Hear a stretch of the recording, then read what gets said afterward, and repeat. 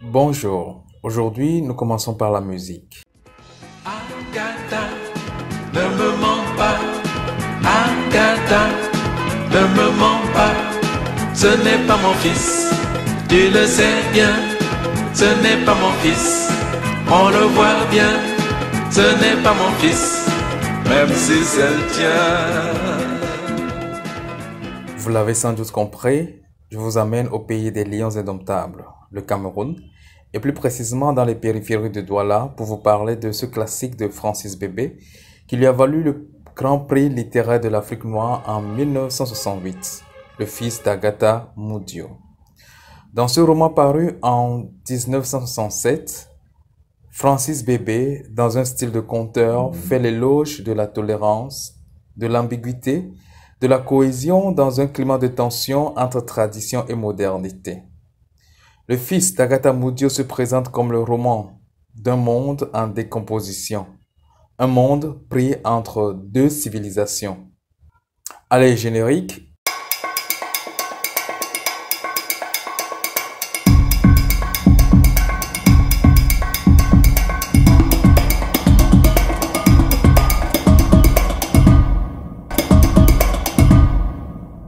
Avant de découvrir le contenu de ce chef-d'œuvre, que savons-nous de l'auteur? Francis Bébé est né le 15 juillet 1929 à Douala. Journaliste, musicien et musicologue, il a enregistré des disques, des poèmes de sa plume ont paru dans diverses revues. Le fils d'Agatha Moudio est son premier roman. Résumé. Le roman s'ouvre sur un conflit, une confrontation entre des chasseurs blancs et le chef du village Mbaka. Sous l'instigation d'un ancien du village, Mbaka exige que les chasseurs payent une sorte de taxe pour les parties de chasse dominicales. Les Blancs trouvent cette demande injuste et refusent.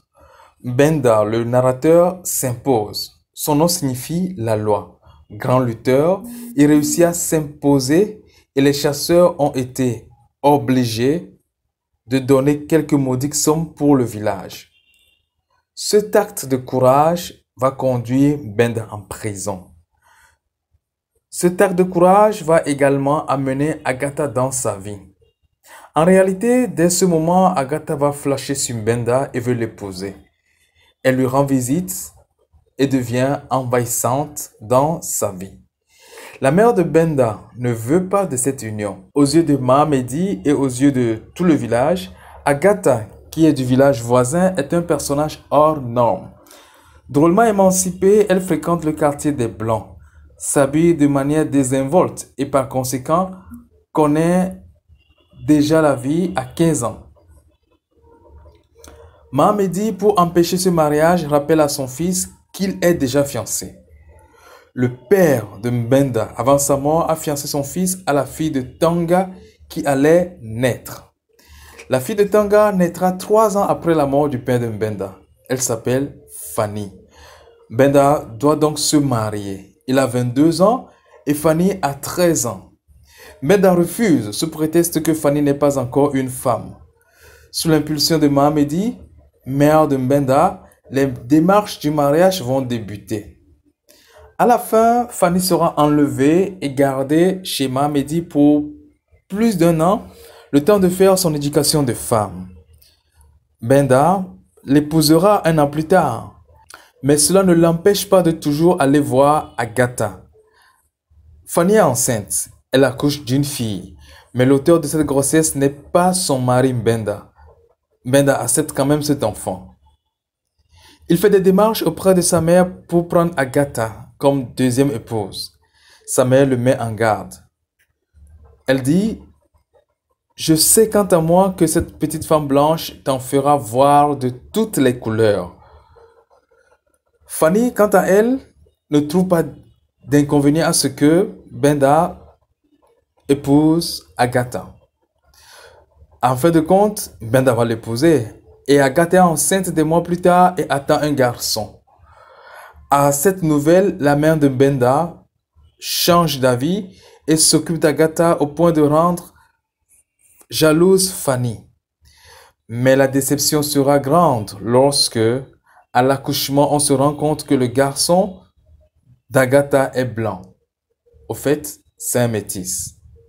Musique. Agatha, ne me mens pas. Agatha, ne me mens pas. Ce n'est pas mon fils, tu le sais bien. Ce n'est pas mon fils, on le voit bien. Ce n'est pas mon fils, même si c'est le tien. Encore pour une fois, Mbenda n'est pas l'auteur de la grossesse de sa femme. L'auteur, c'est un blanc, l'un des chasseurs qui envoyait chercher Agatha les nuits sur un vélo à l'absence de Mbenda. Grosse déception, grosse trahison. Mbenda ira demander conseil au roi Salomon, l'actuel chef du village, et Salomon lui dira: « Tu sais, qu'il vienne du ciel ou de l'enfer, un enfant, c'est toujours un enfant. » Le roman s'achève sur ce conflit dans la conscience de Mbenda. Comment se convaincre qu'il doit accepter cet enfant? Non, Agatha est allée trop loin. Bien, voilà pour le résumé de ce classique, Le fils d'Agatha Mudio de Francis Bébé. Merci de m'avoir suivi. Je vous dis à très bientôt.